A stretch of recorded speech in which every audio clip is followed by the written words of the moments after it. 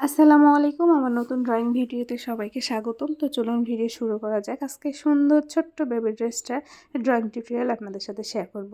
তো ফার্স্টে এখানে আমি রাউন্ড শেপ করে নিয়ে 4টা পাপড়ি দিয়ে একটা ফুল আঁকিয়ে নিয়েছি। 4টা পাপড়ি দিয়ে একটা ফুল আঁকিয়ে নেওয়ার পরে এখানে আমি একটা লম্বা রেখা টেনে নিয়েছি। রেখাটা মানে ডালের মতো করে দিয়েছি এবং ডালের উপরের অংশে আমি আবার ঠিক একই রকমভাবে অর্ধেক ফুল যেটাকে বলে বা 4টা পাপড়ির যে ফুল সে ফুলের শেপ দিয়েছি এবং মিডিলে 2টা পাতা ব্যবহার করেছি। ঠিক সাইড দিয়ে আবার একটা ডাল টেনে নিয়ে 2টা পাতা ব্যবহার করে উপরের অংশে অর্ধেক ফুলের কাজটা করতেছি।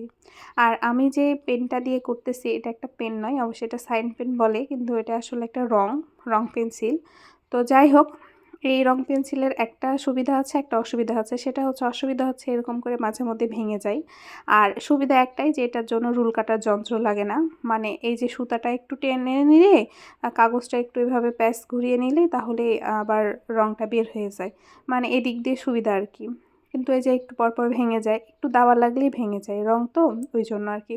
তো যাই হোক, এখানে কিন্তু যে কোনো ধরনের কলম ব্যবহার করতে পারতেন। তো আমার হাতের কাছে রং পেন্সিলটা ছিল, তাই আমি ওইটা দিয়ে আঁকাচ্ছিলাম।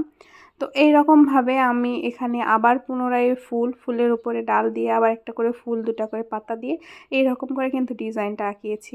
আর আমি ফ্রি হ্যান্ডে আঁকতেই পছন্দ করি। এটার অনেক শর্টস, রিলস প্লাস হচ্ছে ফুল ডিজাইনটা দেখানো হয়ে গিয়েছে। তো ভাবলাম যে আপনাদের সাথে শেয়ার করি ড্রয়িং টিউটোরিয়ালটা, তো ওই জন্য আর কি। তো জানাবেন এটার ডিজাইনটা কেমন লেগেছে আপনাদের কাছে। যদিও এই ডিজাইনটা আমার কাস্টমাইজ করা নয়, কাশফিয়া ফ্যাশন আপুর ওখান থেকে এই ডিজাইনটা নেওয়া। তো আজকের মতো এই পর্যন্তই। ভালো থাকবেন, সুস্থ থাকবেন। পরবর্তী ভিডিও দেখার, পার্ট 2 দেখার আমন্ত্রণ রইল। আল্লাহ হাফেজ সবাইকে।